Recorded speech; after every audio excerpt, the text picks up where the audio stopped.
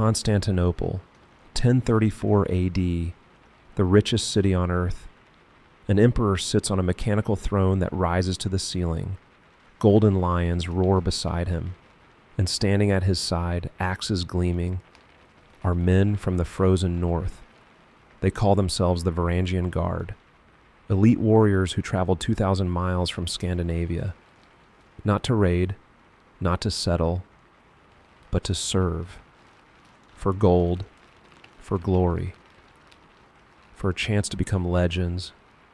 But what they found was loneliness, betrayal, blood, and a grave in foreign soil.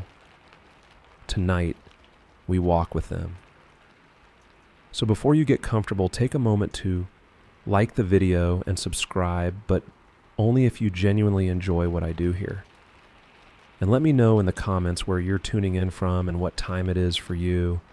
It's always fascinating to see who's joining us from around the world.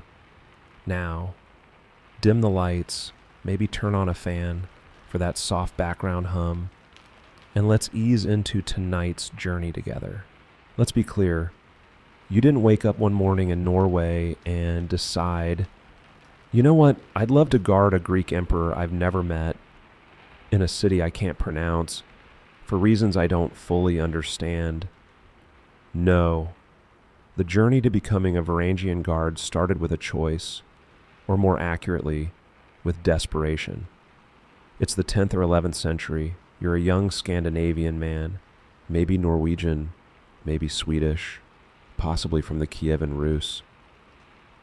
And life in the north isn't exactly offering a retirement plan. If you're a second or third son, congratulations, and you're inheriting nothing. Your older brother gets the farm, the livestock, the land. You get, well, a hearty handshake and some advice about making your own way. Raiding, that golden age is fading. The coasts of England and France have gotten wise to Viking tactics. They've built defenses. They fight back now.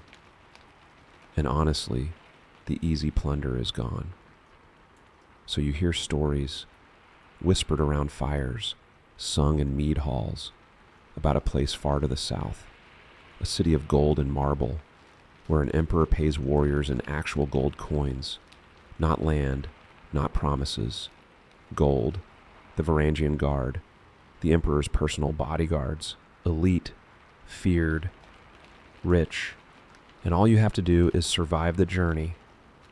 First, you travel through the Rus territories, modern-day Russia and Ukraine, down the river routes, the Dnieper, the Volga, trading posts, portages, months of rowing, hauling boats overland, fighting river pirates, sleeping in mud. Some of you don't make it. Disease, bandits, drowning, but you push on, because turning back means returning to nothing. Then, the Byzantine Empire, you see it from the water. Constantinople, rising from the shore like something from a dream. Walls stretching for miles. Domes gleaming gold. Ships from every corner of the known world.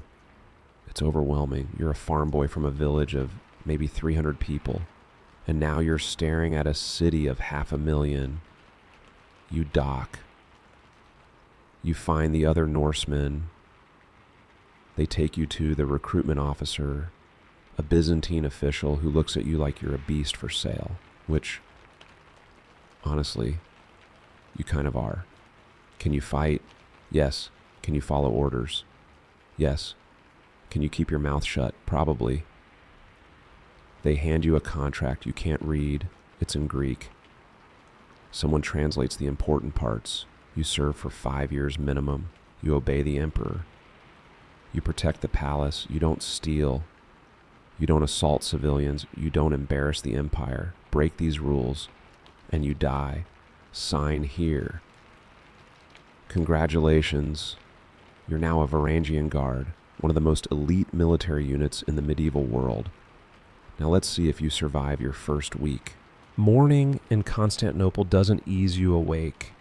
It slaps you conscious with the sound of church bells, roosters, merchants shouting in Greek, and the guy next to you who snores like a dying walrus.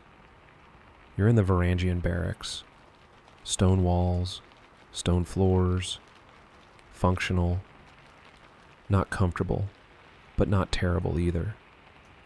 Your bed is a wooden frame with a straw mattress, better than what you had back home, but not by much.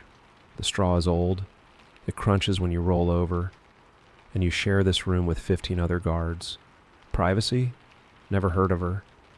The air smells like, well, men, sweat, leather, weapon oil, and that faint trace of last night's wine that someone definitely spilled and didn't clean up. You blink awake. Your body aches, not from injury, just from the weight of chainmail and standing in one spot for hours the day before. Your shoulders feel like someone tied rocks to them. Your knees creak like an old ship. And you're 23 years old. You sit up, stretch, try to ignore the stabbing pain in your lower back. Welcome to elite military service. Around you, other guards are waking too, a Norwegian named Sigurd, always the first up, already sharpening his axe by the window. A Swede called Bjorn, still snoring, face down in his pillow.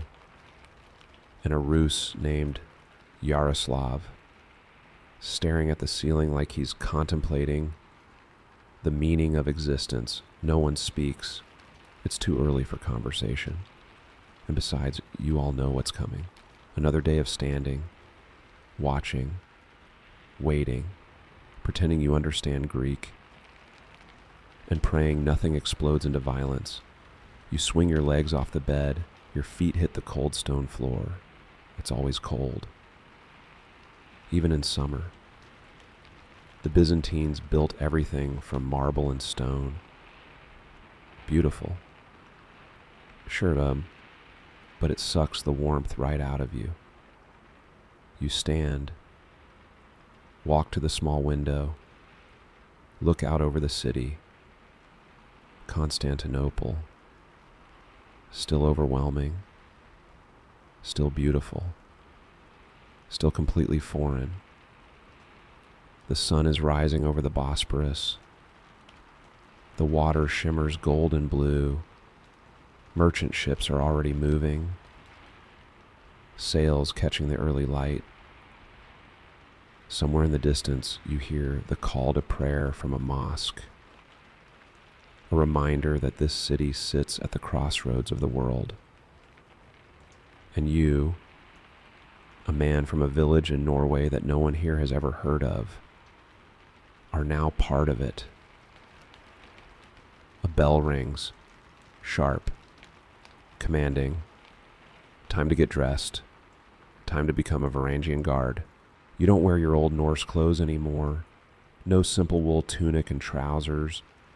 No fur cloak. Those are folded at the bottom of your trunk. Reminders of home that you rarely look at because they hurt too much. Now you wear the uniform of the Varangian Guard. And it's a lot. First, the undergarments, a linen shirt and trousers, basic, functional. They help prevent chafing from what comes next. Chainmail. You lift the hauberk. It's heavy. 40 pounds of interlocking iron rings. You've worn it so many times that the motion is automatic now. Over your head.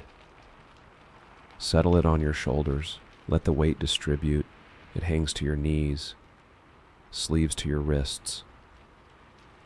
Every movement sounds like rattling coins, which, fitting, considering you're essentially a very expensive piece of palace furniture. Next, the lamellar, strips of hardened leather or metal plates laced together, Byzantine style.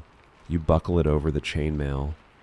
extra protection for your torso. It restricts your breathing just a little, but that's fine.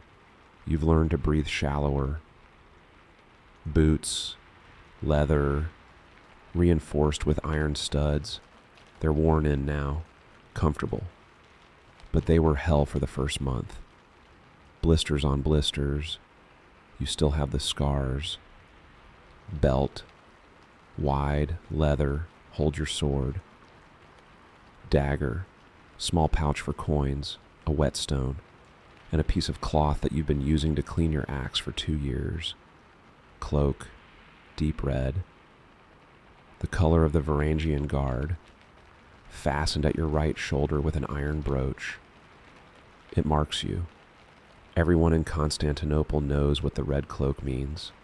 Elite, loyal, dangerous, and finally, the axe. Your axe is your identity. It's called a Dane axe. Long wooden handle, maybe 5 feet. Single-bladed head that could split a skull as easily as firewood. Every Varangian carries one. It's tradition. Even though the Byzantines prefer swords. Even though axes are considered barbaric by the locals. You carry it, and you carry it proudly. You've named yours. Most guards do. Yours is called Biter. Simple. Honest. It's killed 3 men so far. 2 in combat. 1 in a bar fight you'd rather not talk about. You sling it over your shoulder. The weight familiar. Comforting.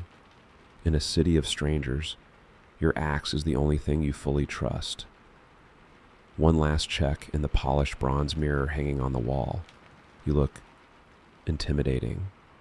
The chainmail catches the light. The red cloak flows behind you.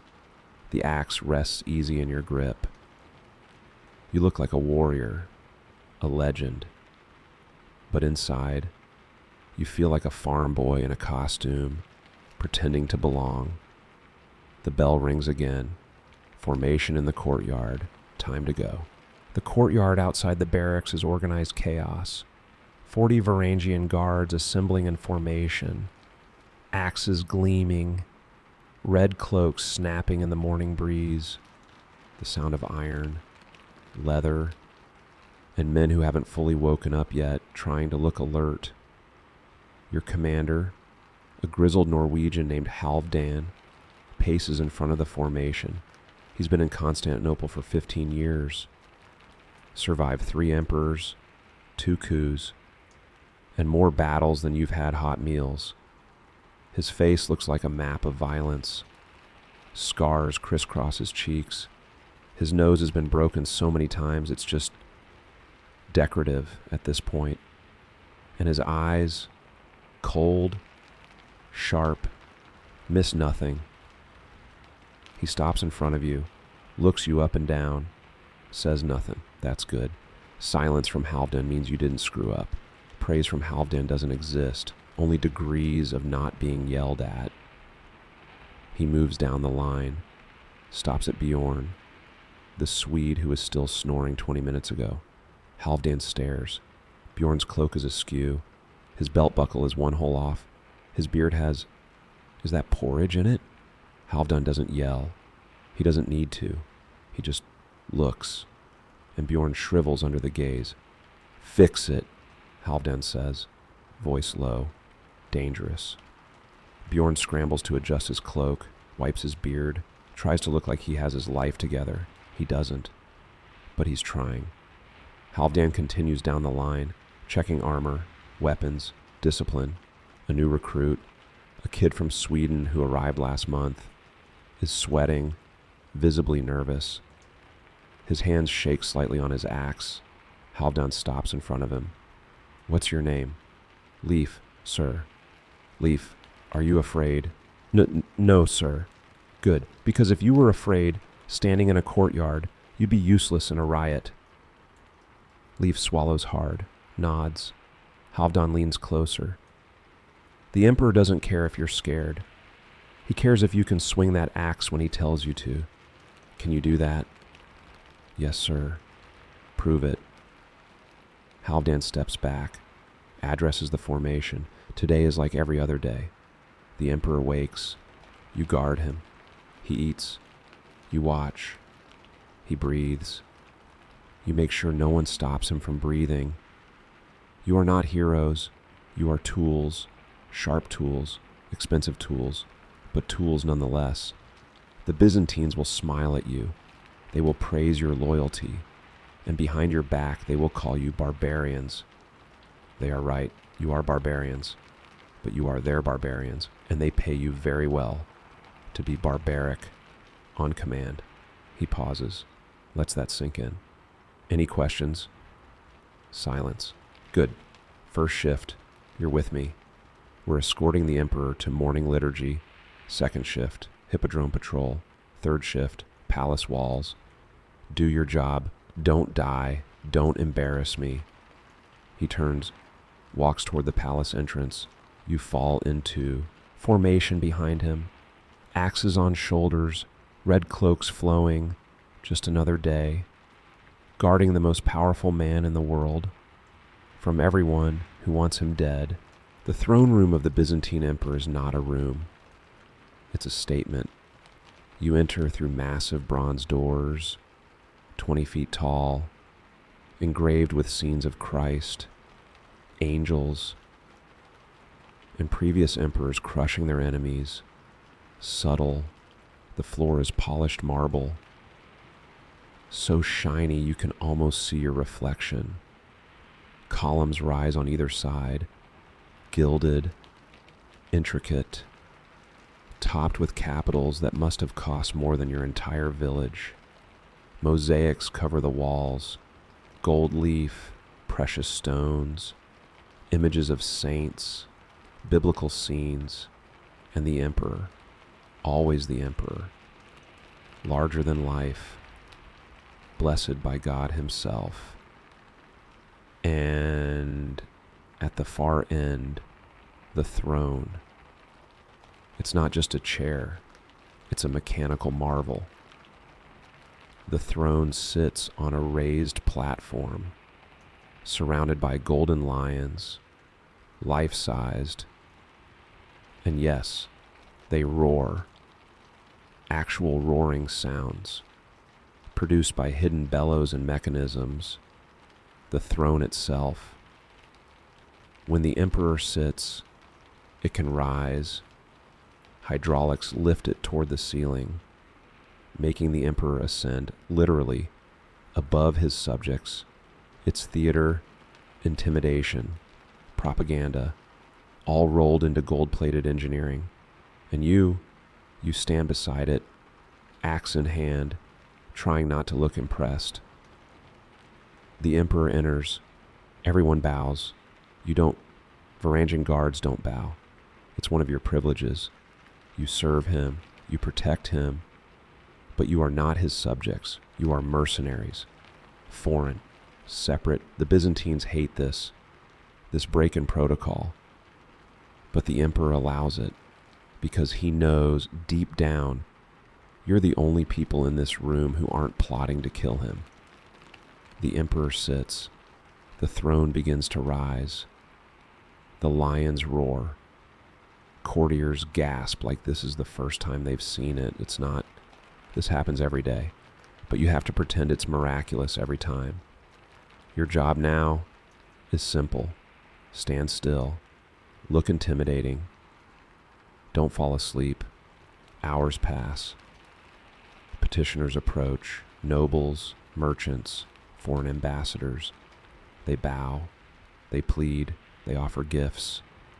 The emperor nods, occasionally speaks, mostly looks bored. You don't understand Greek. Not really. You've picked up a few words over the years, enough to know when someone's angry or lying. But full conversations lost on you. So you watch body language, tone, the way people move, a nervous twitch, a fake smile, a hand drifting toward a dagger. Your hand tightens on your axe, just in case. One man, a nobleman in silk robes, approaches the throne. He bows low, too low, holds the bow too long. His hands are shaking. Your eyes narrow. Something's wrong. The nobleman begins speaking, fast, desperate, his voice rising. Other courtiers shift uncomfortably. The emperor's face doesn't change, but you see it, the slight tension in his jaw, the way his fingers tap once on the armrest. The nobleman's hand moves toward his robe. You move, not fast. You don't rush. You just shift. One step forward, axe lowering slightly. Eyes locked on the nobleman. He freezes, sees you, sees the axe. His hand stops. The emperor speaks. One word, cold, final. Guards, not Varangians, regular Byzantine soldiers, step forward, seize the nobleman, drag him away. He's screaming now, begging. You don't move, don't react, just return to your position. Axe back on your shoulder. The emperor glances at you. A brief nod, acknowledgement. You saved his life. Maybe, or maybe you just stopped an awkward moment. Either way, you did your job. More hours pass. Your feet ache. Your back is on fire. You haven't eaten since before dawn. You need to piss. But you can't move, can't complain. This is guard duty. Standing in silence, in splendor, while your body slowly breaks down. Finally, the emperor rises. Court is over. He exits through a side door, surrounded by eunuchs and advisors. You remain, last to leave, eyes scanning the room, making sure no one stayed behind, no threats, no lingering daggers. When the room is empty, you finally move. Your knees almost give out. You've been standing for 6 hours straight. Halfdan appears beside you, doesn't say anything, just hands you a piece of bread and a cup of watered wine.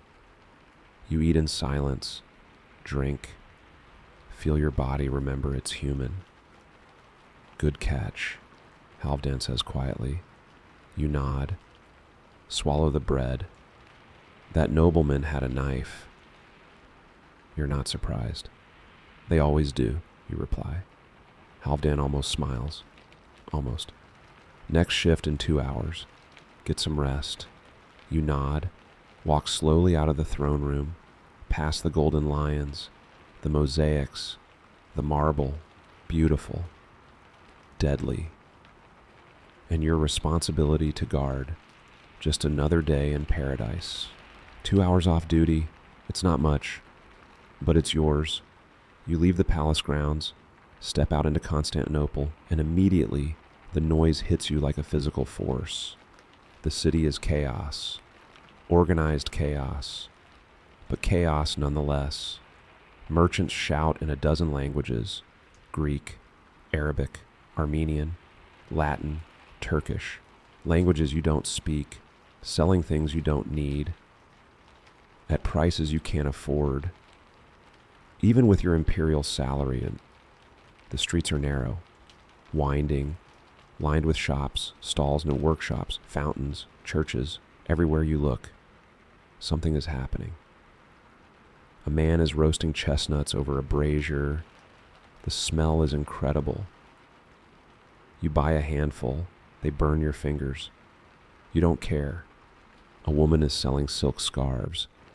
She calls out to you in broken Norse. Learn from other Varangians. You wave her off. You don't need a scarf. What you need is beer.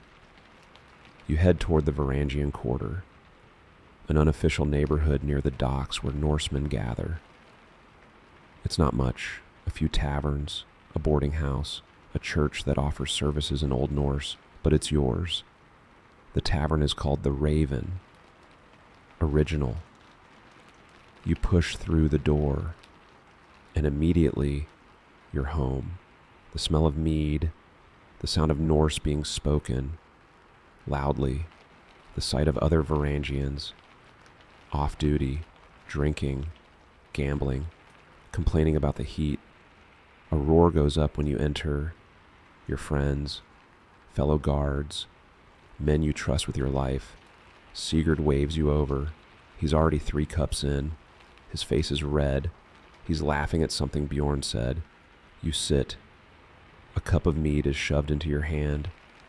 You drink. It's not as good as the mead from home, but it's close enough. How is throne room duty? Sigurd asks. Boring. Almost stabbed a nobleman. Almost? You're losing your touch. You shrug. Drink more mead. Bjorn leans in. Did you see the Emperor do the throne trick? Every day. It's getting old. Still impressive, though. Sure, if you like gold-plated theater. They laugh. You laugh. For a moment, just a moment, you're not in Constantinople. You're back in a mead hall in Norway, surrounded by your people, speaking your language, being yourself. Then someone switches to Greek, trying to practice. The illusion breaks. You remember where you are. The conversation turns to gambling. Someone's planning to bet on the chariot races at the Hippodrome. The blues versus the greens. Again, always the blues versus the greens. Like, you don't understand the obsession. They're sports teams. But in Constantinople, they're practically religions. People riot over chariot races, kill each other over colors. The Byzantines are strange. Bjorn pulls out dice, starts shaking them. Anyone want to lose some money? You should say no. You should save your coins, send them home, build something for the future. But the future is far away, and the dice are right here. You throw in a coin, roll, the dice clatter across the table, land, you lose. Bjorn grins, scoops up the winnings, you roll again, lose again. This is going well. An hour passes. You've lost more than you've won. Your mead cup has been refilled twice. Your head is pleasantly fuzzy. Sigurd is telling a story about a fight he got into with a Byzantine soldier last week. Something about an insult, honor, the usual. And then I told him, you want to test a Varangian? Go ahead, but don't cry when you lose teeth. Did he fight you? Bjorn asks. No, he ran, like they always do. Everyone laughs. You laugh too, but inside you feel tired. Tired of the posturing, the bravado, the constant need to prove you're tough. You're elite. You're worth the gold they pay you. Sometimes you just want to sit quietly, drink your mead, and not have to be a legend, but that's not an option. You're a Varangian. Legends don't get to be tired. A bell rings outside, faint, distant, but you hear it. Time to go back. You drain your cup, stand. Your friends groan. Already, duty calls. Duty can wait. Not if I want to keep getting paid. You leave coins on the table, wave, step back out into the street. The city is somehow louder now. The midday heat pressing down. You squint against the sun, adjust your cloak, head back toward the palace, 2 hours off duty. It's not much, but it's all you get. And tomorrow, you'll do it all again. Training grounds behind the barracks, dirt packed hard from years of boots, blood, and the occasional tooth. You arrive, strip off your cloak, loosen your chainmail, grab your practice axe. Wooden handle, weighted head, designed to feel real without actually splitting skulls. Other guards are already here. Some sparring, some practicing forms, some just standing around talking, pretending to train while actually gossiping. Halfdan appears, whistle in hand, eyes already judging. Line up. You form ranks, axes ready. Today we practice the shield wall, Halfdan announces. Groans ripple through the group. Everyone hates shield wall drills. Shield walls are the classic Norse tactic, shields locked together, spears and axes bristling out. An impenetrable wall of wood and iron advancing slowly, grinding down the enemy through sheer disciplined pressure. It's effective, brutal, and mind-numbingly boring to practice. Halfdan doesn't care about your feelings. Form up, shields locked, close formation. You grab a shield, heavy, round, iron boss in the center. You lock it with the man beside you. Sigurd, his shield overlaps yours. You overlap the man on your other side. The line is solid now. No gaps. Each man supporting the others. Forward march. You step. In unison. Shields held firm. Axes ready to strike over the top. Left foot. Right foot. Left foot. Right foot. It's slow. Deliberate. Your muscles strain. The shield is heavy. Your shoulder screams. Tighter. I can see gaps. Halfdan shouts. You press closer. The man beside you grunts. You're practically fused together now. Good. Now hold against resistance. Several guards break formation. Stand in front of the shield wall. Their job. Push back. Try to break the line. They charge. The impact is immediate. Your shield shudders. Your feet slide backward. You dig in. Push forward. The man beside you roars, adds his strength. The line holds. The attackers push harder. Your arm is on fire. Your legs burn, but you don't break. Halfdan walks behind the line, watching. If one man breaks, the whole wall collapses. Trust the man beside you. He's trusting you. The drill continues. Attack, defend, reform. Rotate positions. Hours of repetition. Finally, Halfdan calls a break. You collapse on the ground, breathing hard, sweat soaking through your tunic. Your arms feel like wet rope. Water is passed around. You drink deeply, pour some over your head. It's warm, but it helps. Bjorn flops down beside you. I hate shield walls. Everyone hates shield walls.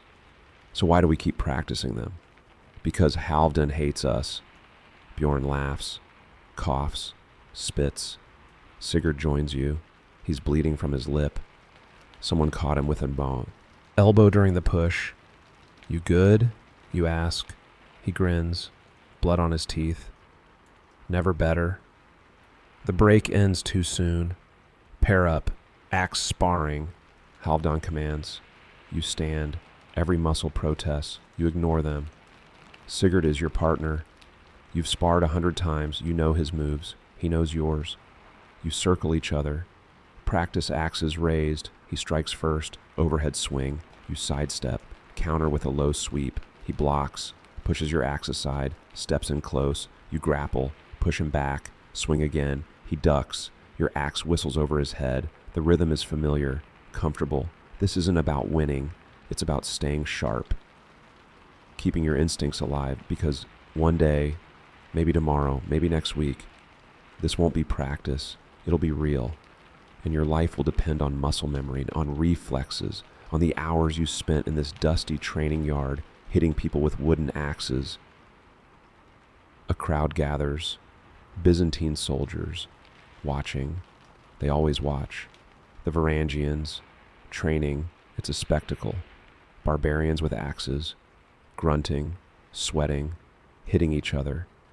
Some admire you. Some mock you. Most are just curious.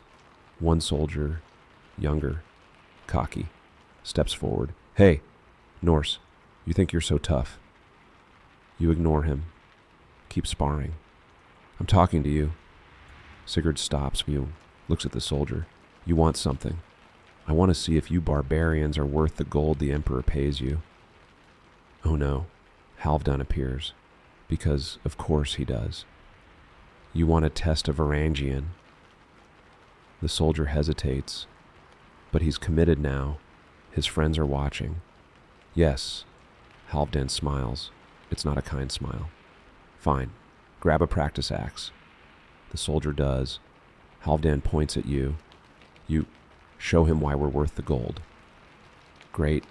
You face the Byzantine soldier. He's confident, well-trained, probably good with a sword, but he's never fought a Norseman with an axe. He strikes first. Fast, precise, textbook. You deflect, barely. He's better than you expected. He presses the attack. Swing, get thrust, feint. You're on the defensive. The crowd murmurs. Is the Varangian losing? Then you stop retreating. You step inside his reach. Use your size, your weight. Your axe isn't a blade. It's a lever, a hammer. You hook his practice weapon. Twist. He loses his grip. Your axe comes around. Stops an inch from his throat. Silence. He's frozen. Eyes wide, breathing hard. You lower your axe. Step back. Good fight, you say quietly. He nods. Shaken. Picks up his weapon. Walks away. His friends follow. Quieter now. Halfdan nods. Training over. Get cleaned up. Evening shift starts in an hour. You hand your practice axe to a junior guard. Walk toward the barracks. Your body aches. Your pride is intact. And you just reminded a Byzantine soldier why the emperor pays you in gold. Just another afternoon in paradise. Evening in the palace is different from morning. The sunlight slants through high windows, casting long shadows. The marble floors glow amber. And the palace, usually buzzing with activity, grows quieter. But quiet doesn't mean safe. You're assigned to hallway patrol. 4th floor, east wing. Near the imperial apartments. This is sensitive territory. Close to where the emperor sleeps, where his family lives, where secrets are whispered and plots are born. Your job, walk, watch, listen. You move slowly down the corridor, axe on your shoulder, footsteps echoing. The hallways are wide, lined with columns, mosaics on the walls, scenes of angels, saints, imperial victories. Between the columns, doors, some open, some closed. Behind them, chambers, offices, and storerooms, and probably a dozen things you're not supposed to know about. You pass a group of eunuchs. Eunuchs are everywhere in the Byzantine palace. Castrated men, serving as administrators, advisors, confidants. The emperor trusts them because they can't have children, can't start dynasties, and can't threaten the throne. They move in clusters, whispering in Greek, their voices high-pitched, soft. They glance at you as you pass, their eyes unreadable. You don't trust eunuchs. No one does. They have no loyalty except to power. And power in Constantinople is always shifting. One of them, an older man, richly dressed, stops you. He speaks in broken Norse. Varangian. The empress wishes to see the emperor's guards perform the axe ceremony tomorrow. You nod. Yes, sir. Be ready at dawn. He walks away, robes swishing, the other eunuchs following. You continue your patrol. A door opens ahead. A woman steps out.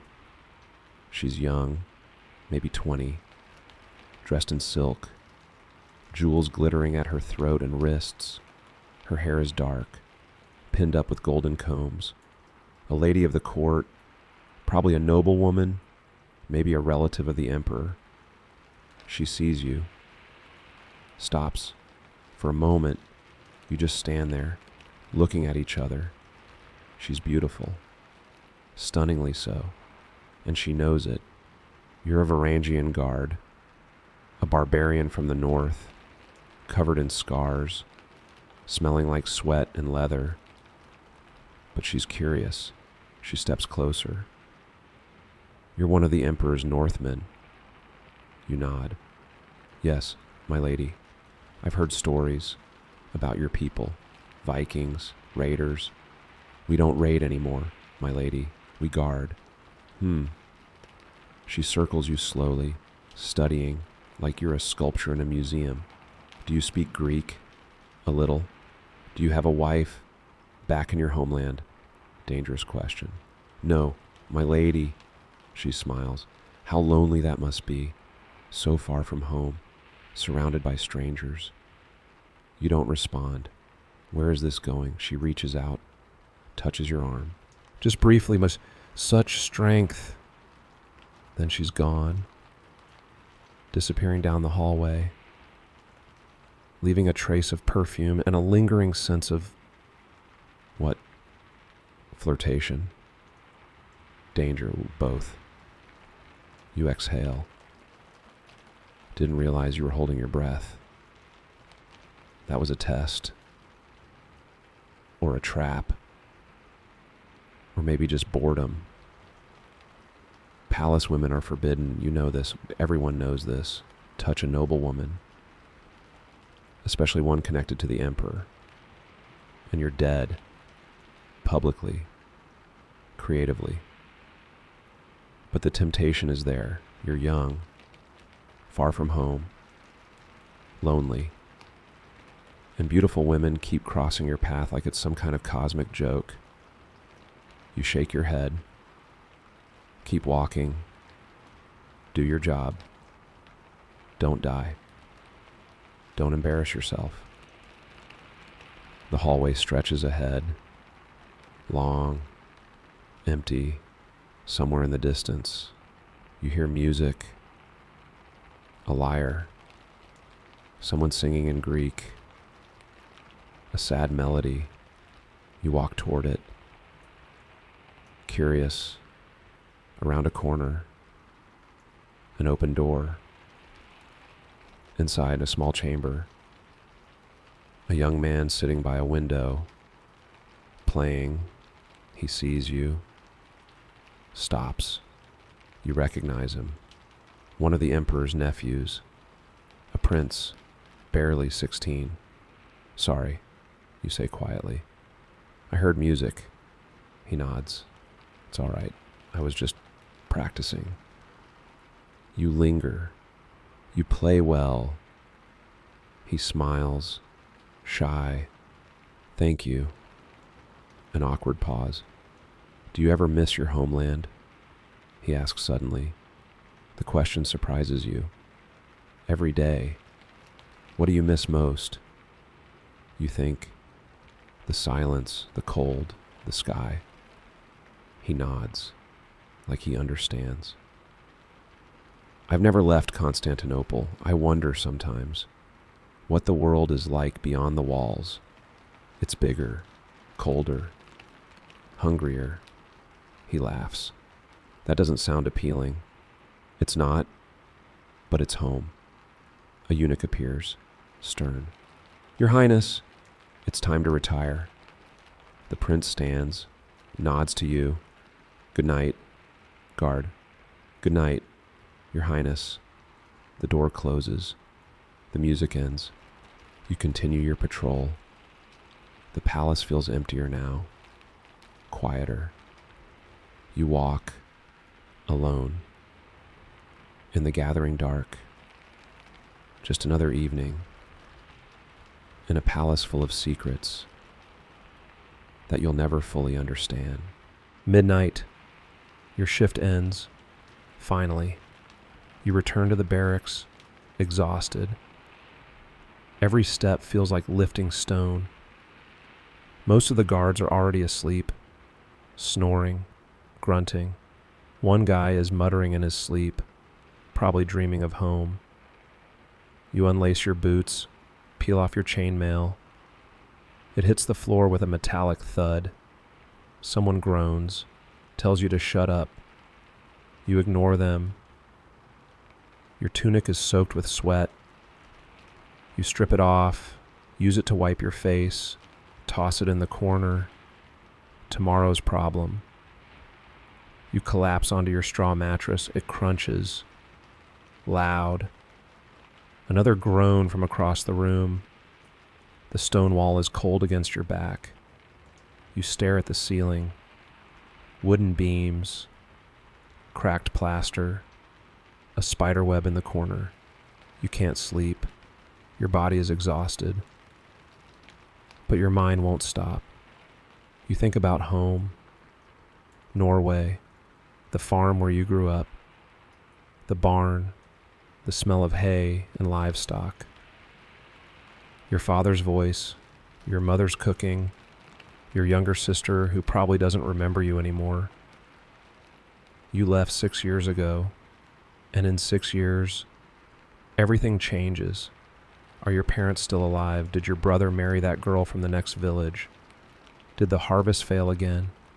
You don't know. You send letters when you can, when you find a trader heading north. But letters are expensive and replies are rare. The last letter you received was 2 years ago. Your mother wrote it or had someone write it for her. Short, simple. We are well. We pray for you. Come home safe. You keep it in your trunk. Read it sometimes until the words blur. Across the room, someone starts crying. Quietly, trying to muffle it. But you hear, it's one of the new recruits. The kid, Leaf. You close your eyes, pretend not to hear.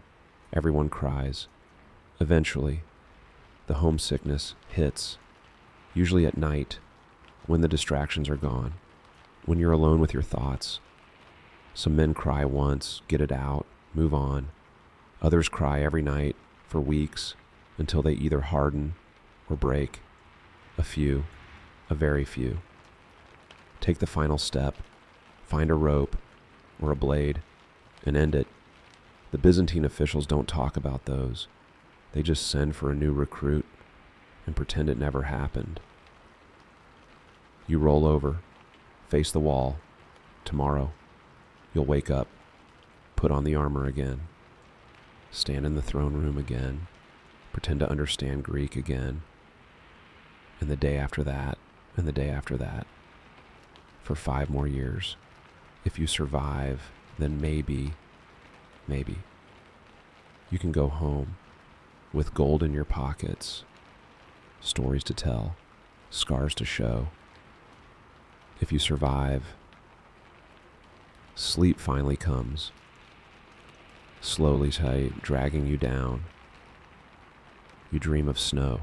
Now, as we drift deeper into the Varangian story, let's talk about what the Byzantine chronicles never recorded.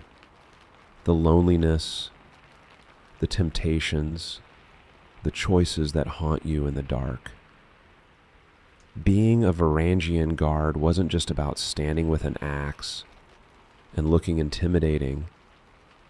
It was about surviving in a foreign land, far from everyone you loved, surrounded by wealth you could never fully have, and making peace with the person you became. Section 10, Relationships and Loneliness, 12 minutes. Let's address the reality no one talks about. You're a young man, maybe 20, maybe 30, in your physical prime, far from home, and completely alone. No wife, no sweetheart waiting in Norway, no family, just you, your axe, and 40 other guards who are just as lonely as you are. Constantinople has women everywhere. Women in the markets, selling bread, silk, pottery. Women in the churches, praying. Women in the streets, walking with their families. And you can't touch any of them. Well, not the respectable ones. Byzantine society has rules, strict rules, about who can interact with whom. And foreign mercenaries, no matter how elite, are not on the list of acceptable suitors. Noble women are completely off limits. Even looking too long at a lady of the court can get you executed. The emperor is very protective of his palace, and common women, free citizens, are slightly more accessible, but their families guard them carefully. A Byzantine father would rather see his daughter marry a poor Greek merchant than a rich Norse barbarian. So what are your options? Taverns. There are women who work in the taverns near the docks, serving drinks, entertaining sailors and merchants. Some are Greek, some Armenian, some from even farther away. They're not exactly reputable, but they're friendly in a professional sort of way.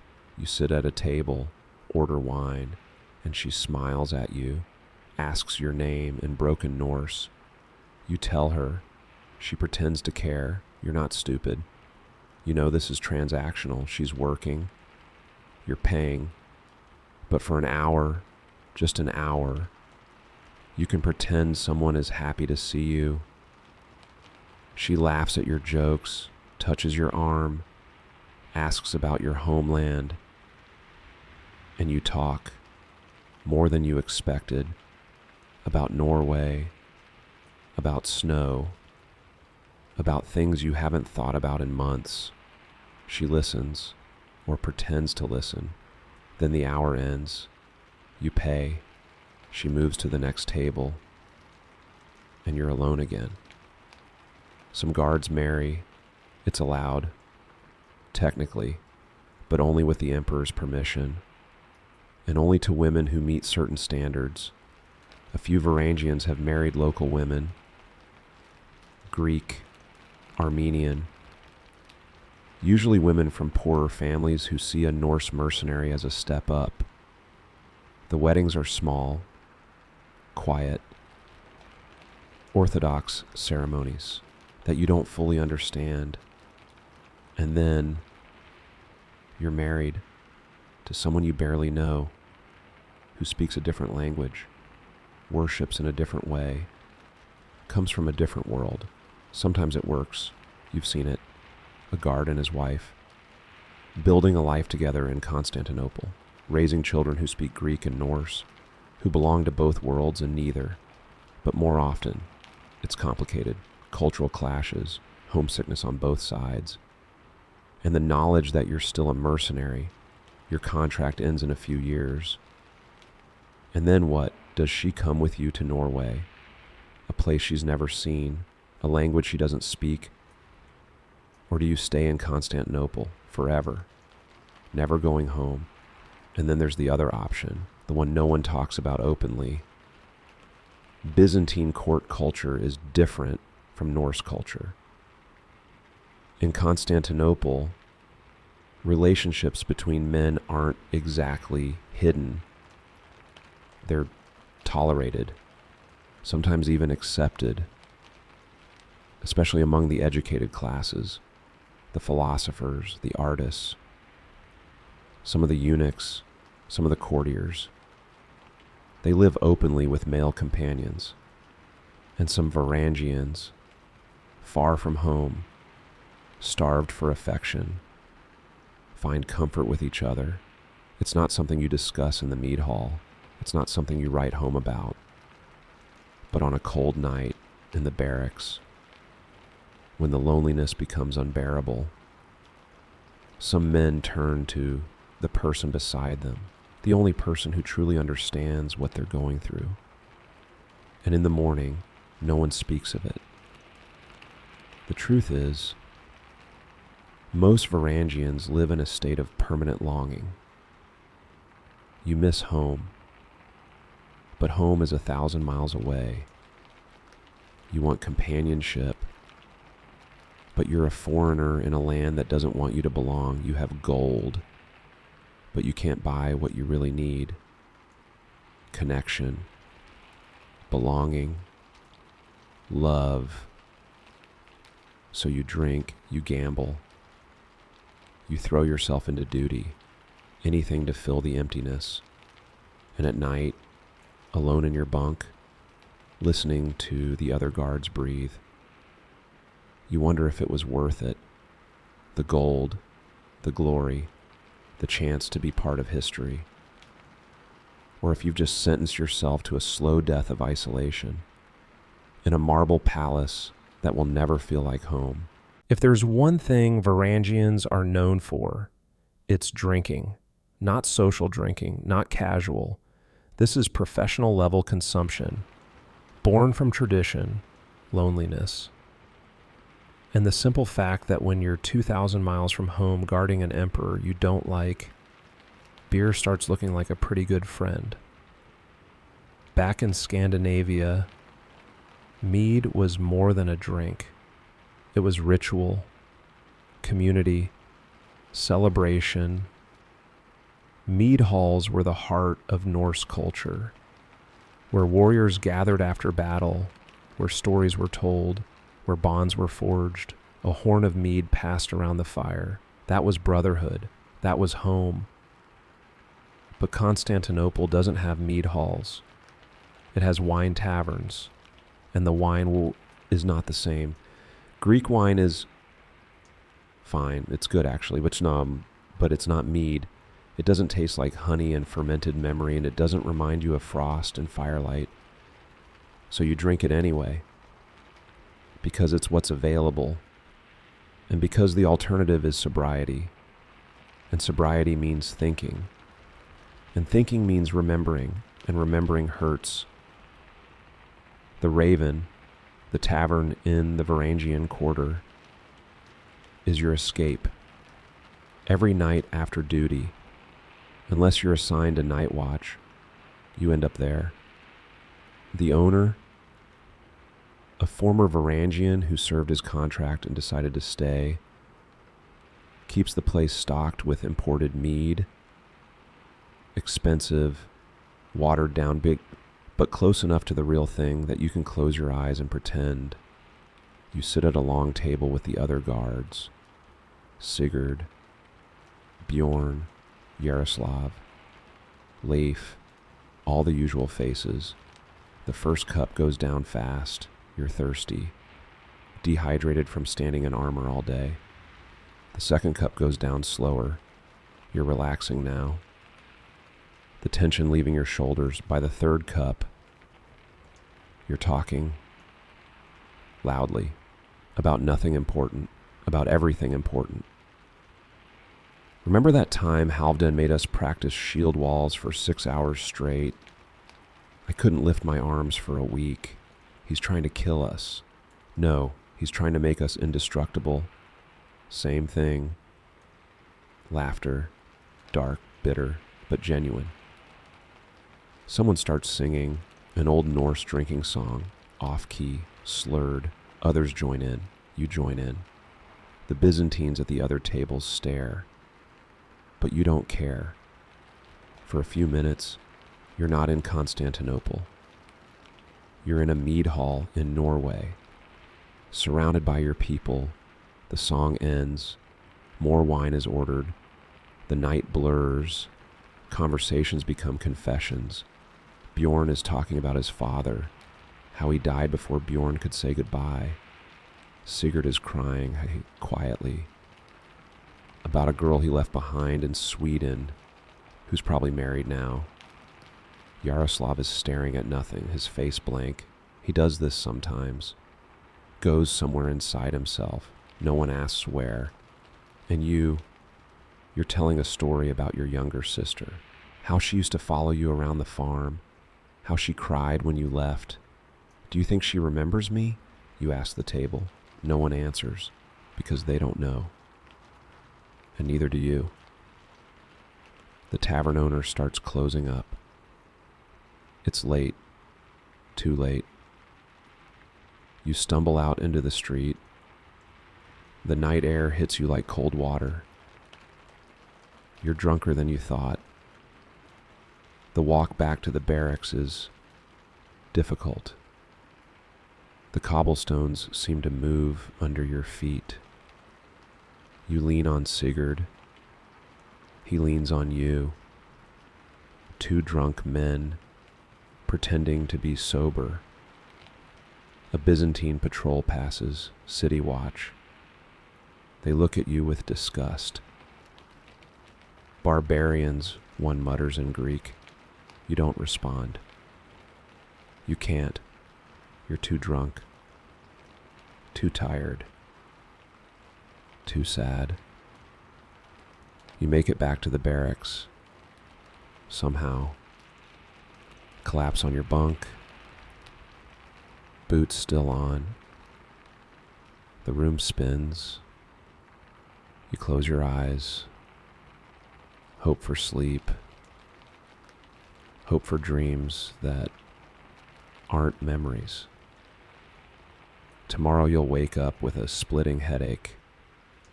Halfdan will yell at you. You'll swear you're never drinking again. But tomorrow night, you'll be back at the Raven, ordering another cup of wine because what else is there? Some guards drink themselves to death. Slowly, over years, their livers fail. Their hands shake. Their eyes yellow. But they keep drinking because stopping means facing the reality that they're alone, that they're far from home, that they might never see their families again. And that reality is harder to face than any hangover. You signed up to be a Varangian Guard for one reason: gold. The Emperor pays well, very well. More money than you've ever seen in your life. More than your entire village would see in a year. Regular salary, bonuses for special duties, extra payments during military campaigns. And when an emperor dies, the Varangian Guard has a unique privilege. You're allowed to enter the imperial treasury and take as much gold as you can carry. It's called the palace pillage, a tradition, a reward for your loyalty. Sounds amazing. Right. There's just one problem. You're terrible with money. Most Varangians arrive in Constantinople dirt poor. You sold everything you owned just to afford the journey south. You've never handled real wealth before. And suddenly, you have gold coins, numismata, beautiful Byzantine currency, each one stamped with the emperor's face. They jingle in your pouch. Heavy, real, yours. The plan is simple. Save the gold, serve your contract, go home rich, buy land, start a farm, live like a lord. That's the plan. But Constantinople has other ideas. First, there are necessities. Food, drink, repairs to your armor, a new cloak because your old one is falling apart, fine, reasonable expenses. Then there are the almost necessities: better wine, a nicer pair of boots, a visit to the bathhouse because you haven't had a real bath in months. Still reasonable, then. The dice come out. Gambling is everywhere in Constantinople. Dice games, card games, betting on chariot races at the hippodrome, betting on anything that moves or can be counted. It starts innocently. A friendly game in the barracks, small stakes, just for fun. You win a few coins, lose a few coins, no big deal. But then you start going to the taverns, where the stakes are higher, where men bet entire month's salaries on a single roll. And you think, I can win this. I'm lucky. I'm smart. You're not. The dice are loaded, or they're not. You can't tell anymore. But you keep rolling because you're so close to winning back what you lost. Just one more roll. You lose. Roll again. Lose again. By the end of the night, you've lost half your month's salary. You stumble back to the barracks, swearing you'll never gamble again. But next week, you're back at the table. Because maybe this time, the hippodrome is worse. Chariot races are Constantinople's obsession. Tens of thousands of people packed into the arena, screaming for their teams, blues or greens, like their lives depend on it. And you can bet on everything: which team wins, which chariot crashes, which driver survives. The odds are posted. The bookies take your money. The race starts. For 2 minutes, you're on the edge of your seat, screaming with everyone. Else, your chariot is in the lead. You're going to win. You're going to be rich. And then your chariot crashes. The driver is trampled. Your money is gone. Some guards manage to save. They're disciplined. They send money home. They plan for the future. Others, most others, live paycheck to paycheck, spending everything they earn on dice, wine, women, stupid bets. You fall somewhere in the middle. You try to save. You really do. But the temptation is always there. And Constantinople is designed to separate you from your money. The markets, the taverns, the bathhouses, the arenas, everything costs. And you're paid well enough that you can almost afford it. Almost up. The worst part. The part that keeps you up at night. You came here to get rich, to bring home gold, to change your family's future. And instead, you're wasting it on meaningless bets, on temporary pleasures, on chasing losses back home. Your parents are probably struggling. Your siblings need help. And here you are, rolling dice in a tavern, betting on chariot races, living like a fool with gold. You hate yourself for it. But you can't stop, because what's the point of being rich if you're miserable? And what's the point of saving for a future when you don't know if you'll survive to see it? So you roll the dice again and again and hope that maybe, just maybe, this time you'll win. You won't. The Varangian Guard has a reputation: elite warriors, loyal, disciplined. But there's another side, one the Byzantine chronicles downplay. You're also known for being dangerous, violent, and occasionally out of control. The problem starts with who you are. Young men, warriors, far from home, carrying axes, paid in gold, with very little to do when you're off duty, mix in alcohol, cultural clashes, and a city that sees you as foreign barbarians. And violence becomes inevitable. It usually starts in taverns. A Byzantine soldier makes a comment, something about Norsemen being uncivilized, or stupid, or cowards who hide behind axes. You ignore it. You're trained to ignore it. He makes another comment, louder. His friends laugh. You're still ignoring it, drinking your wine, trying to have a quiet evening. Then he says something about your mother or your homeland, or implies that Varangians are just expensive thugs, and something inside you snaps. Suddenly you're on your feet. Axe. No, you left that in the barracks. But your fists work fine. You grab him, slam him against the wall. His friends jump up. Your friends jump up. And now it's a brawl. Tables flip. Cups shatter. Someone's bleeding. Probably you. Probably him. Hard to tell in the chaos. The tavern owner is screaming. City watch is coming. But you don't stop, because you've been standing in that throne room for 6 hours, biting your tongue, swallowing insults, pretending you don't understand Greek, and now, finally, you get to hit something. The city watch arrives. They don't arrest you. They can't. You're Varangian Guard, imperial property. Only the emperor can punish you. But they escort you back to the barracks. Rough, making it clear they don't like you.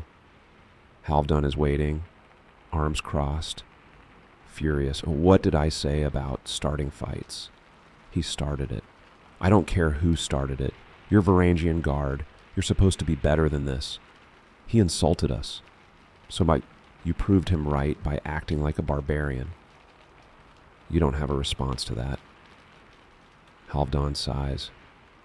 You're on latrine duty for a week, and if I hear about another fight, you're done. Dishonorably discharged. Sent home with nothing. You nod, stare at the ground, ashamed, but also still angry. Violence isn't always tavern brawls. Sometimes it's worse. You're drunk, walking through the streets. A Byzantine civilian bumps into you, doesn't apologize. You grab him, shove him. He shoves back. Before you know it, your hands are around his throat. His face is turning red. Your friends pull you off. Not worth it, not worth it. But the damage is done. The civilian is gasping, bruised, terrified. He reports it. Of course he does. The Emperor's officials investigate. You're questioned. Your friends cover for you. He was defending himself. The civilian attacked first. It's a lie. Everyone knows it's a lie. But the officials don't push because you're Varangian Guard. And causing an international incident over one bruised civilian isn't worth it. You're fined. Quietly, the incident is buried. But you know, deep down, you crossed a line. And it's getting easier each time. Some guards kill people. Not in battle. Not in riots. Just accidents. Drunken mistakes. A fight goes too far. A punch lands wrong. A man hits his head on the cobblestones. And suddenly he's not moving. Not breathing. What do? Run. Hide. Confess. Most run. Disappear into the night. Hope no one saw. The body is found in the morning. The investigation is half-hearted. Another dead civilian in a city of 500,000. And you live with it. The memory, the guilt, the knowledge that you killed someone and got away with it because you're Varangian Guard. And the rules are different for you. The violence doesn't just hurt others, it hurts you too. You're becoming someone you don't recognize, someone your family wouldn't recognize. What you came to Constantinople to be a hero, a legend, but you're turning into a thug, a mercenary with a temper, a man who solves problems with fists and threats. And the worst part, you don't know how to stop. Here's the thing about guarding the most powerful man in the Byzantine Empire. You see everything, every whispered conversation, every secret meeting, every nervous glance between courtiers. You stand there, silent, axe on your shoulder, pretending you don't understand Greek. But you understand more than they think. And what you've learned is that everyone in this palace is planning something. Byzantine politics is complicated, doesn't even begin to cover it. The emperor sits on the throne, but he's not all powerful. He's surrounded by rivals, relatives, generals, bishops, eunuchs, all of them jockeying for position, waiting for him to show weakness. Because in Constantinople, emperors don't retire peacefully. They get overthrown, assassinated, blinded, exiled, and everyone knows it. So the court is a constant game of alliances, betrayals, secret deals, and you're standing in the middle of it, watching. At first, you try to stay neutral. You're a mercenary, foreign. This isn't your fight, but neutrality becomes impossible. A eunuch approaches you one evening, quietly, in a shadowed hallway. Varangian, I need to speak with you. You stop, wary. The emperor trusts you, relies on you. That's admirable. You wait. Where is this going? But you should know, there are those in the palace who question his judgment. Some believe a new emperor, a stronger emperor, would be better for the Empire. Your hand tightens on your axe. Are you asking me to betray my oath? No, of course not. I'm simply informing you that change is coming. And when it does, the Varangian Guard will need to make a choice. He walks away, leaving you standing there, heart pounding. You report the conversation to Halfdan. He listens, face grim. They're testing you, seeing if you can be bought. I can't be bought. Everyone can be bought. It's just a question of price. He leans closer. Listen to me. When the coup comes, and it will come, you stay loyal to whoever wears the crown. Understand, not the man, the crown. But, no buts. Emperors die. Dynasties fall. But the Varangian Guard survives because we serve the office, not the person. It's cold logic, mercenary logic, and it makes you sick. But it's also the truth. Weeks pass. The tension in the palace grows. Meetings behind closed doors. Generals visiting at odd hours. Eunuchs whispering in clusters. You see the emperor, stressed, tired, paranoid. He trusts no one, not even his family, and especially not his family. One night, you're on guard duty. Outside the imperial bedchamber, you hear shouting. The emperor and his wife fighting. You can't make out the words, but the tone is clear. Accusations, threats. Something crashes, glass shattering. You tense, hand on your axe, ready to intervene. Then silence. The door opens. The Empress storms out, face red, eyes blazing. She sees you, stops. You heard nothing, she says coldly. Yes, Your Majesty. She walks away, her attendants following. You stand there, heart racing, wondering what you just witnessed. The coup comes 3 weeks later. You're off duty, in the barracks, playing dice with Sigurd. A runner bursts in. The Emperor is dead. Everyone freezes. Dead. How? Poison. They think his nephew has seized the throne. Chaos erupts. Guards grabbing weapons, shouting, some loyal to the old emperor, some willing to accept the new one. Halfdan appears, calm, commanding. Everyone shut up. Silence.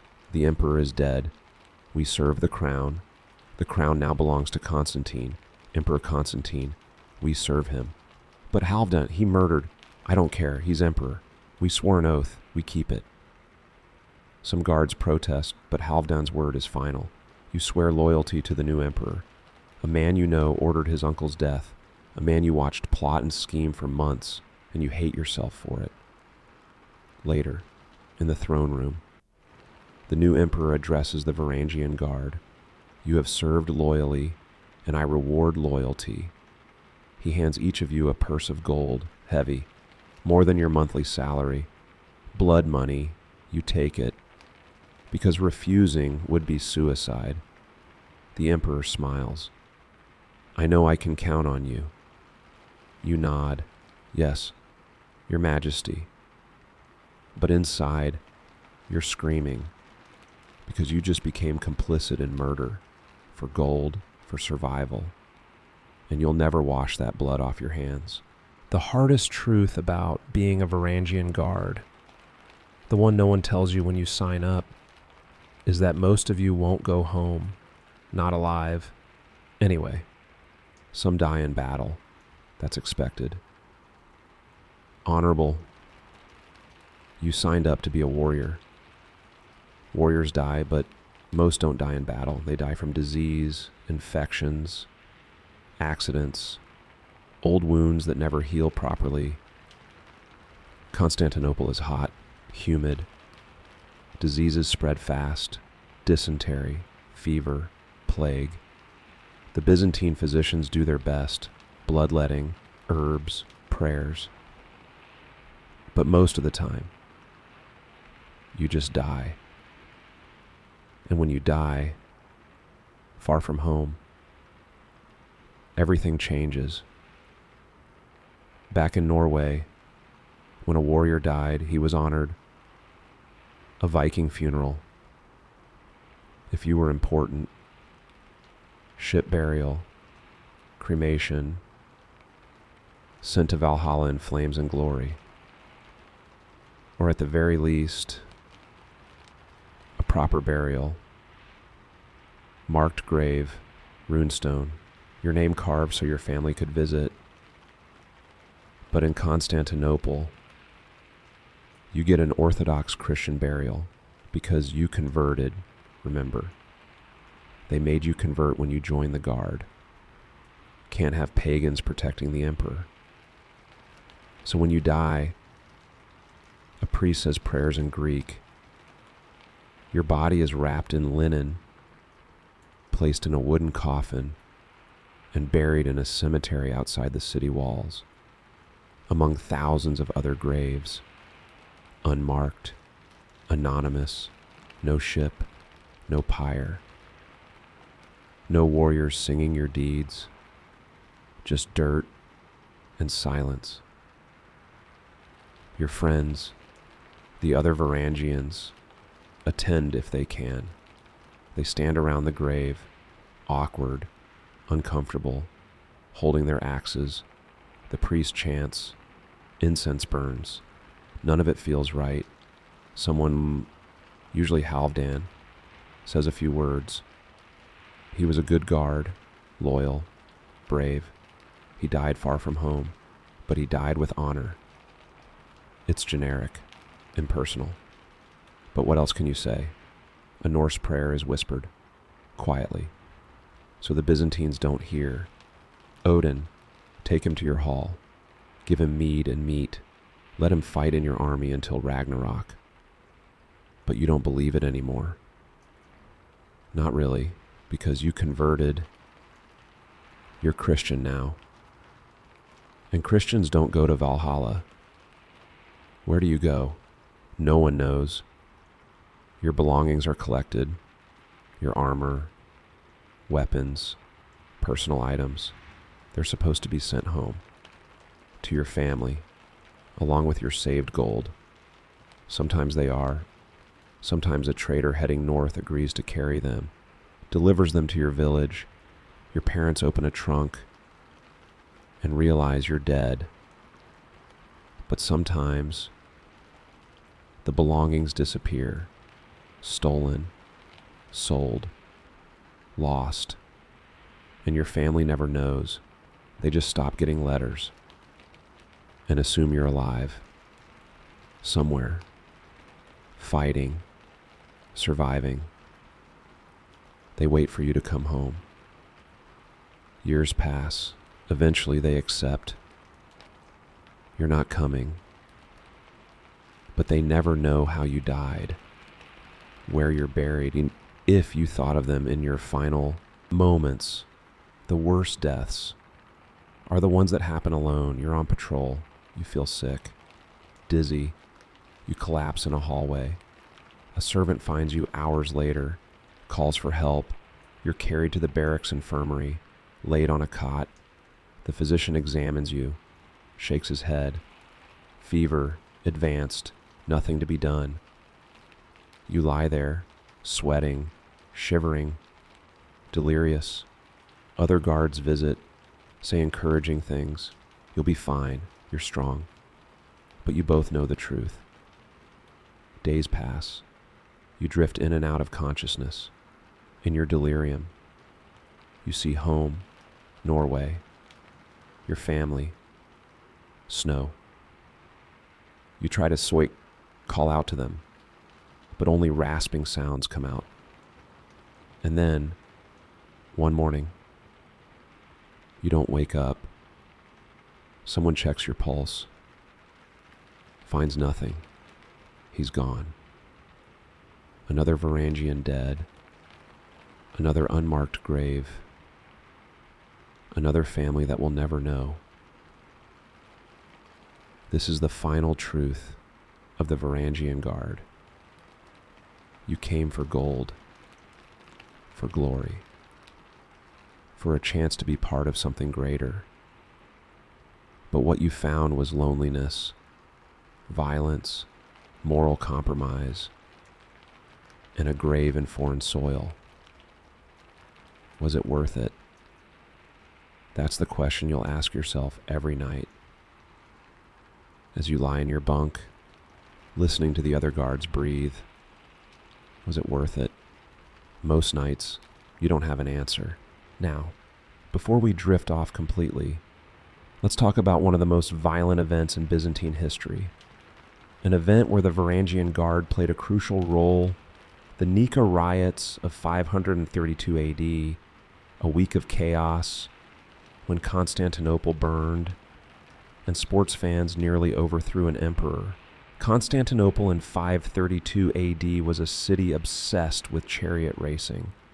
The Hippodrome, a massive arena that could hold 100,000 spectators, was the center of public life.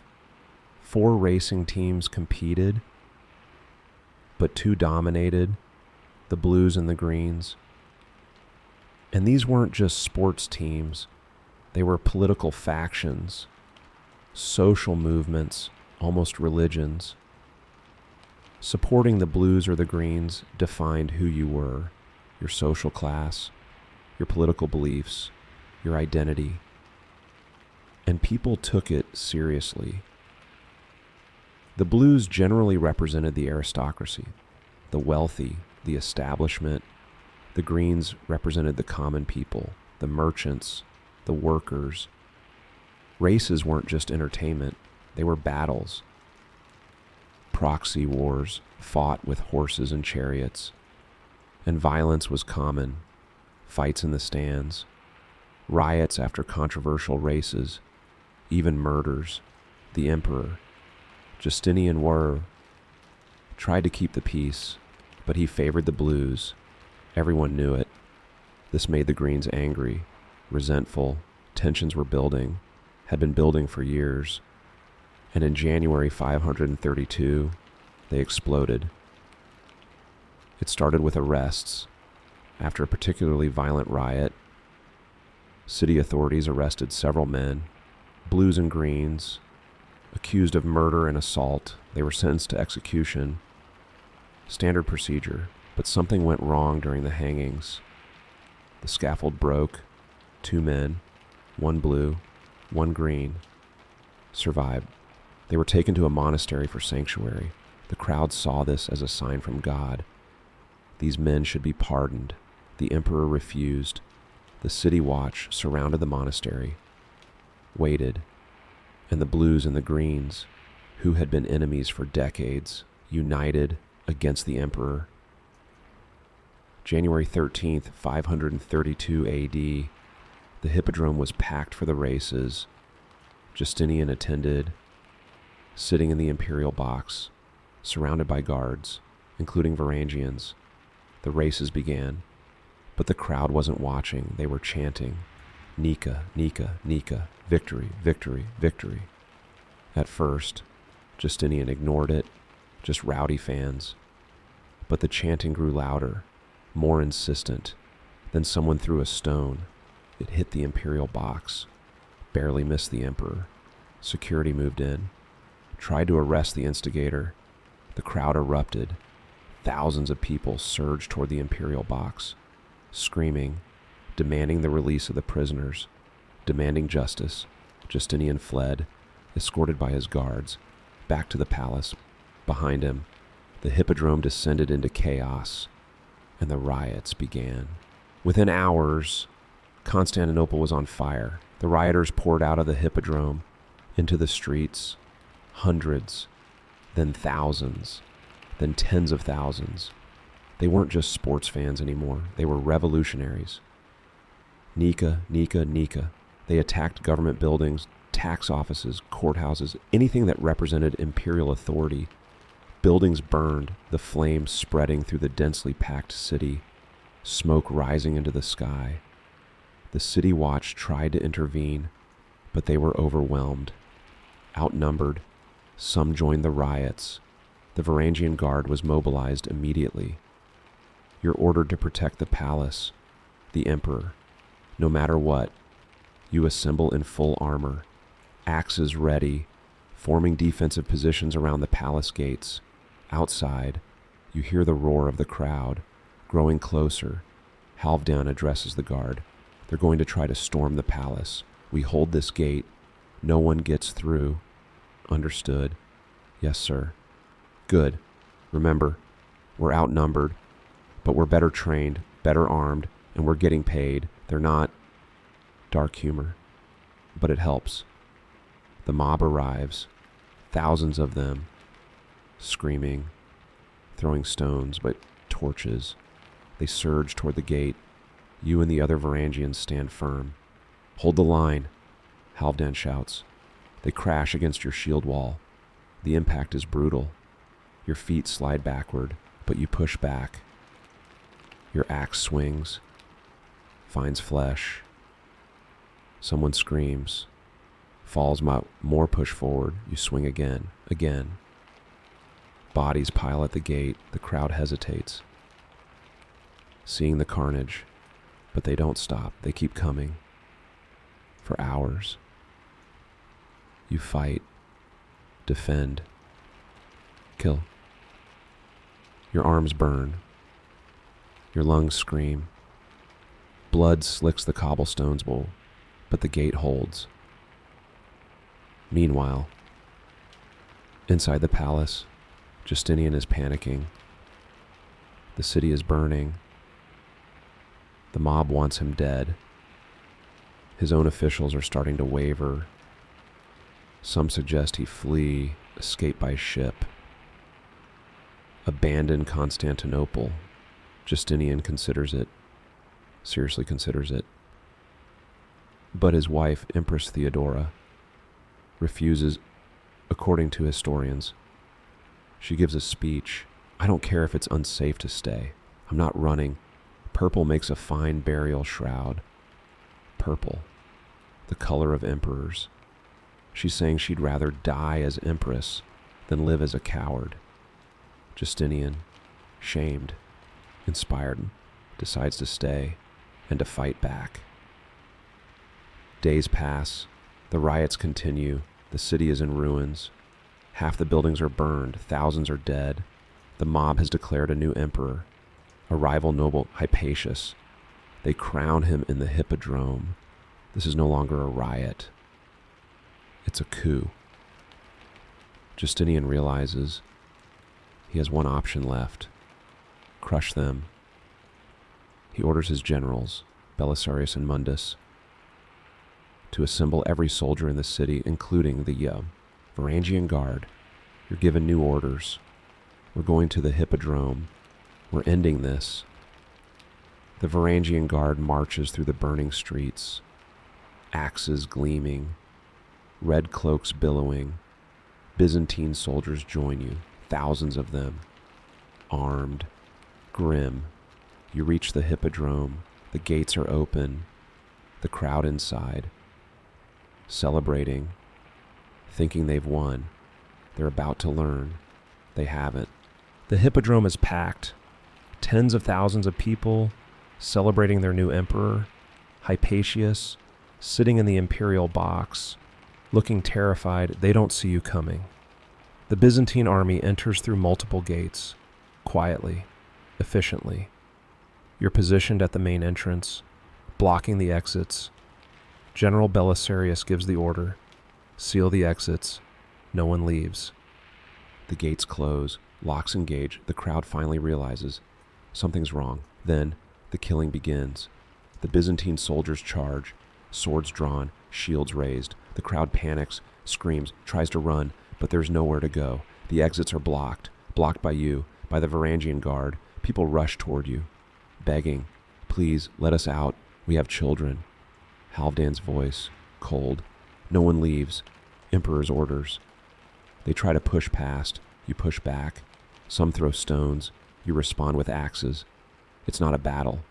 It's a slaughter. The Byzantine soldiers cut through the crowd.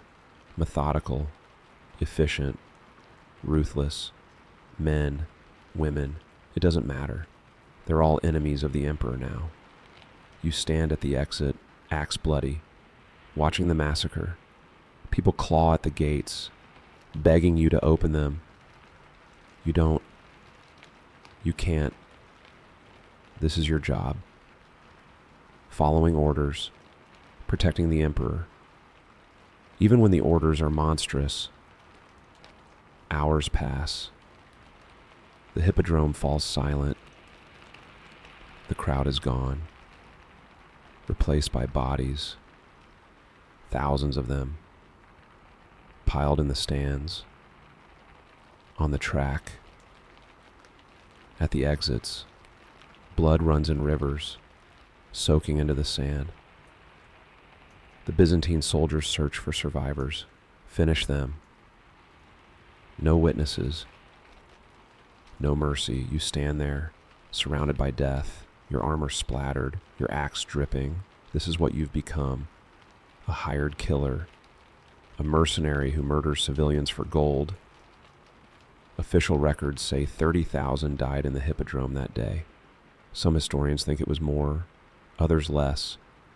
But the number doesn't matter. What matters is you were there, you helped, you followed orders, did your duty, and became part of one of the worst massacres in Byzantine history. The Emperor rewards you, extra gold, public praise, promotions. You take the gold, because refusing would be suspicious. But the praise, the promotions, they mean nothing. Because every night when you close your eyes, you see them, the faces, the people begging at the gates, and you hear their screams. After the massacre, Constantinople is silent. The riots are over. The fires are extinguished. The bodies are buried, quickly, quietly, in mass graves outside the city. Hypatius, the rival emperor, is executed, publicly.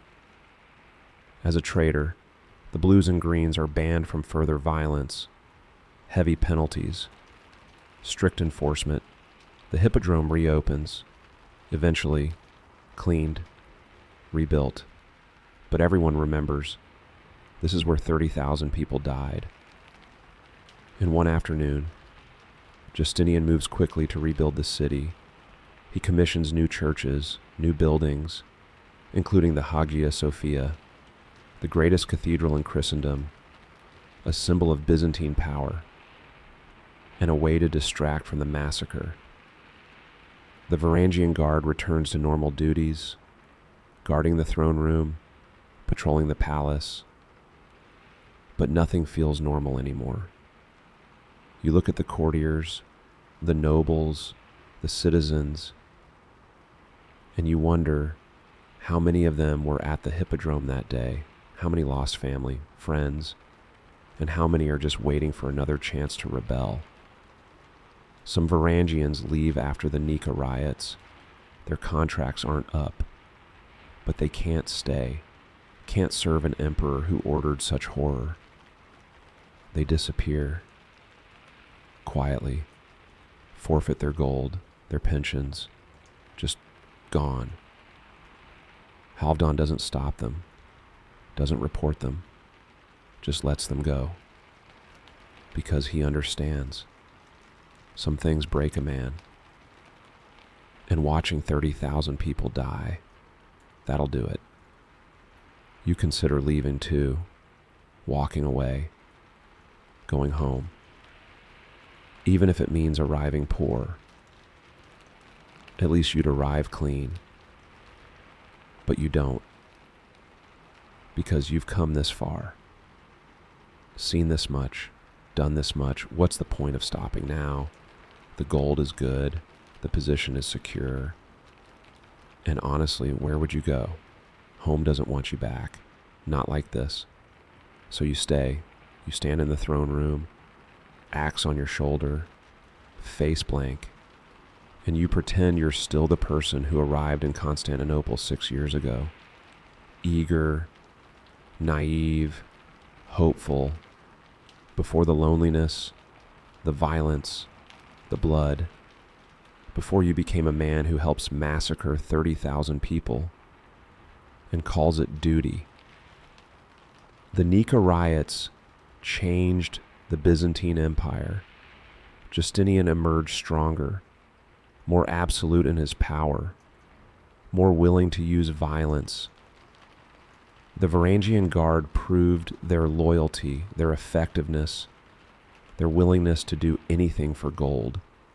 And Constantinople learned, you don't challenge the emperor, because if you do, the Varangians will be waiting at the exits with axes and no mercy.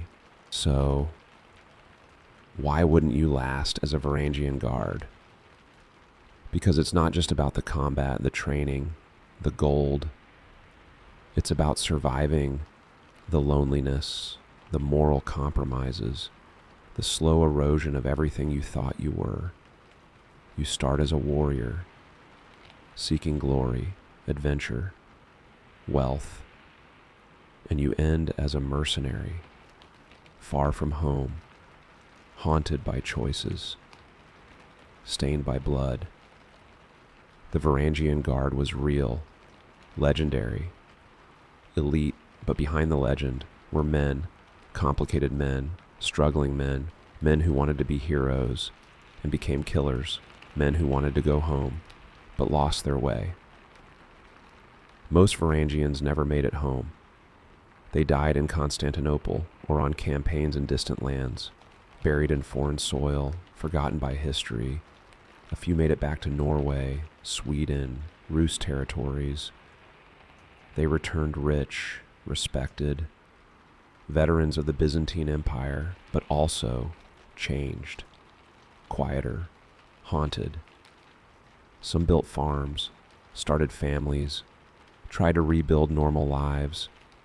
Others couldn't settle. The ghosts followed them home.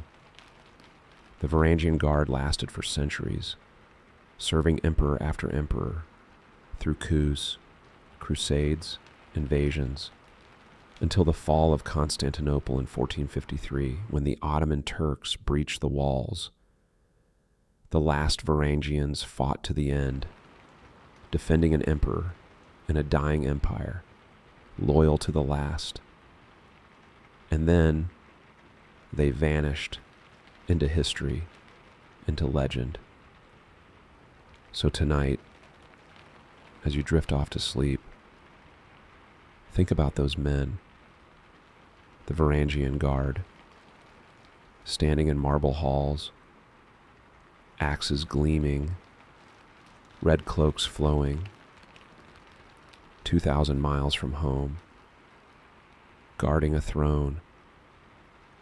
They'd never sit on protecting an emperor they'd never understand, in a city that never truly wanted them. Thank you for joining me tonight on this journey through Byzantine history. Until next time, sleep well. And remember, sometimes the hardest battles aren't the ones you fight with an axe, but the ones you fight in the silence of your own heart. Good night.